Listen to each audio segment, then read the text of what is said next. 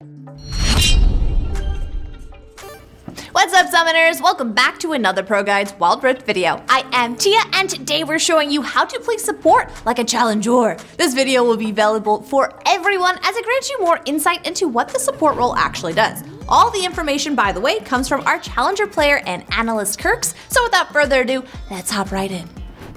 Before we go into details, we have to differentiate between the different types of supports. As the meta is constantly changing, we're seeing new champions emerge. Typically though, we can categorize supports into two broader categories: the tanky supports and my favorite, the enchanter supports. Both fulfill an entirely different job, and it's important to understand why and how you play them. Tank supports are most of the time champions that want to engage, with the exception of Braum, who's usually peeling for his team.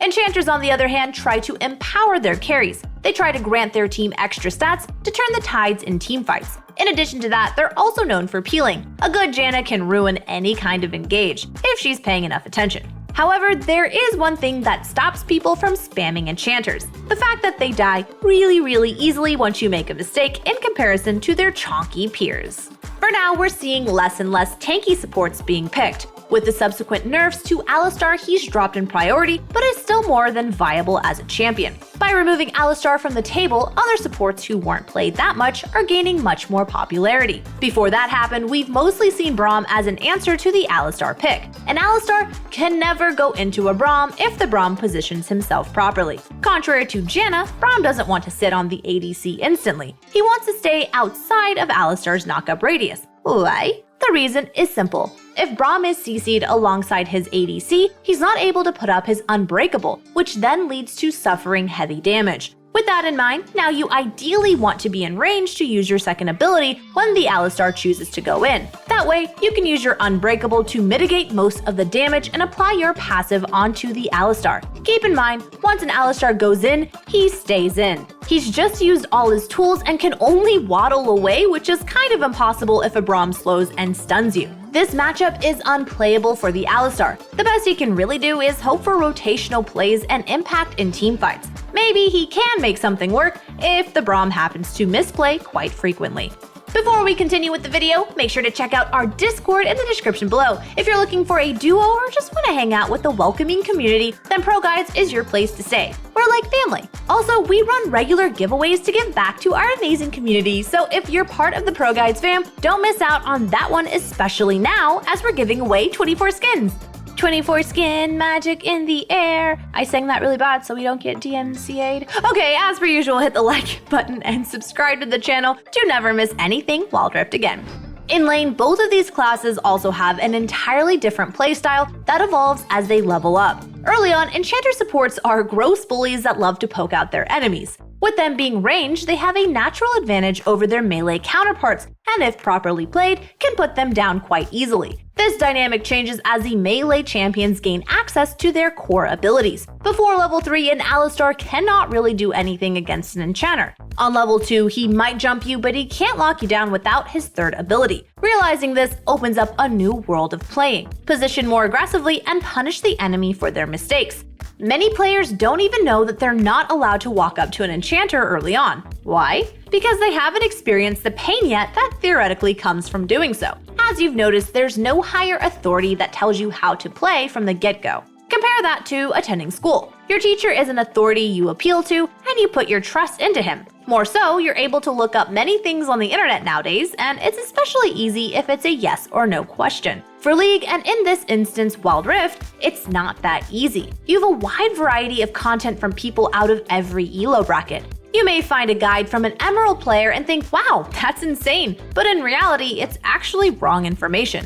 Keep in mind, when you're experiencing something many times over, you happen to believe that it's supposed to happen that way. To avoid establishing such a wrong bias, it's important to compare theory with past experiences. For that, we're taking a look at a specific matchup. A lot of players doubted Janna as a counter to Alistar. He's too tanky, she can't do anything about him. So what happened here is that many players took their past experiences of Janna losing to an Alistar as a given. How can that happen even though Janna is, in fact, a counter to Alistar? The answer is a bit tricky and involves a factor nobody really speaks about: human error in video games. The lower you go on the ladder, the less knowledge players have. So what happens there is that players don't know what to do in this matchup. Whereas the Janna has to reactively deny the Alistar and poke him out of lane, the Alistar only has to go in after waiting for the perfect opportunity. However, if the Janna is not capable of denying the Alistar's engage, then every single engage by the Alistar is a perfect opportunity. And we all know what happens to a squishy enchanter support once an Alistar puts them under his hooves. For our question of the day, we have something special for you. We want to hear what you'd like to see in the future. A specific guide, maybe some entertainment format, whatever it is, let us know in the comments down below. But let's get back to the video. Next up is one certain aspect of the game that fades into the background way too much: the early vision control. It's very important for the dragon lane to have a ward and a sweeper. With that, you can take care of early wards placed by the enemy to take away their control. Doing so allows your jungler to go for more aggressive plays as you've successfully denied the enemy valuable information. In addition to that, you can also use a sweeper to check brushes over walls without telling the enemy that you're close. Sometimes you'll be able to get very beneficial trades or even all-ins just for that reason. So make sure to stay close to your ADC and, if possible, communicate what you want to do. Now, I want to speak a bit more about aggression in lane and what you can do with that. Before even thinking of taking a trade, quickly assess the enemy champion and their abilities. What can they do and what can't they deal with? Keep it as theoretical as possible and attempt to free yourself from past experiences when looking at a situation. When applying those concepts and ideas, you'll quickly realize that winning lane is super easy. But what comes after winning lane? The very first thing would be the scuttle crab. That lovely crustacean inhabitant patrols the river and is like a treasure to junglers. They'll quite literally die for it, and you've seen it all happen more than once or twice.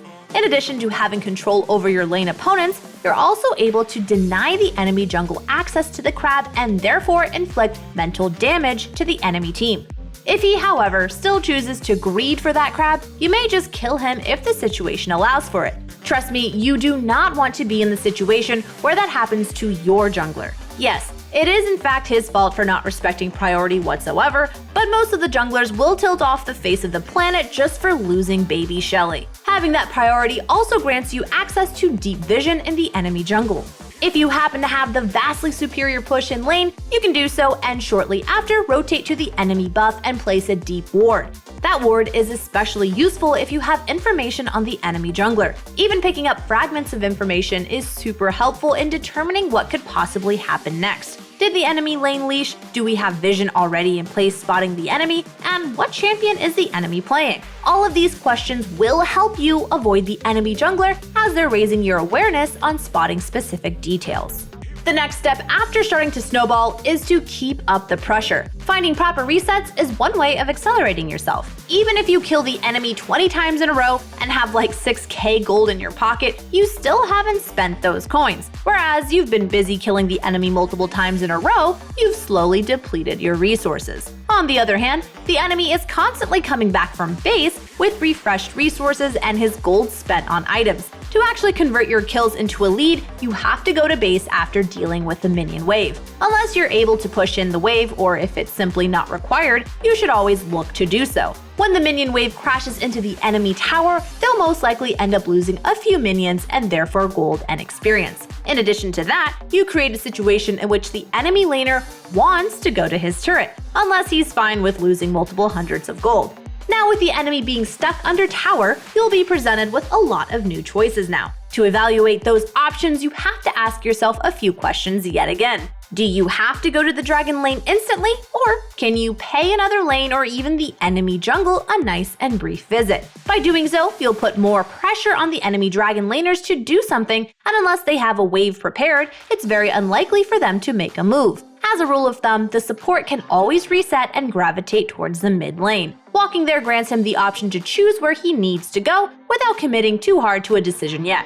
Imagine you walk straight to the Baron lane and something happens on the other side of the map. With that happening, you've also successfully incapacitated yourself and lost your momentum or tempo. So keep that in mind when you go for any kind of rotation, and please check the map before you depart.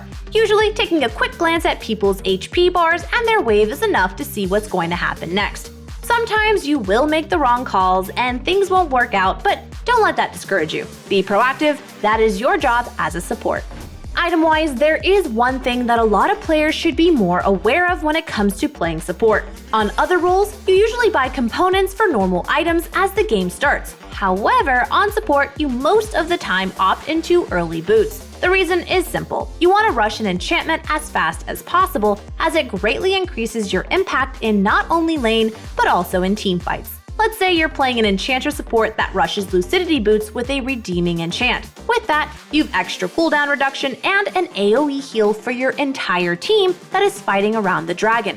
More than that, you can also deal extra damage in fights by predicting how the fight will play out, which makes you have an insane impact on the game. Not only that, but also in lane, this can be the difference between losing and winning a skirmish. Never underestimate an item that grants healing and damage alike for a mere 1500 gold.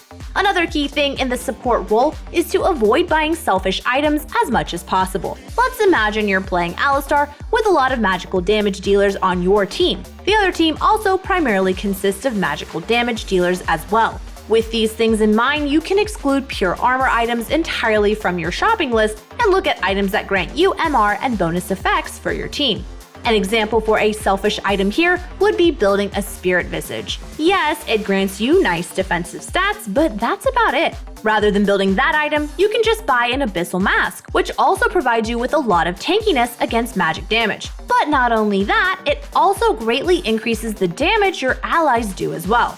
Taking that into account, you can apply this concept to any kind of item you want to pick up, and look for an alternative that grants you and your team bonus stats. So don't shy away from trying something new as long as you learn from it. That wraps up the Challenger Support Guide. Thank you all for watching, and if you like the content, leave a like and subscribe to the channel so you never miss anything Wild Rift ever again. We'll see you soon when it's time for another ProGuides Wild Rift video. But until then, I will see you next time. Pow, pow, and a heart. I don't know what we're doing. You want to do the question of the day with that voice? No. They're gonna be like, what happened to you?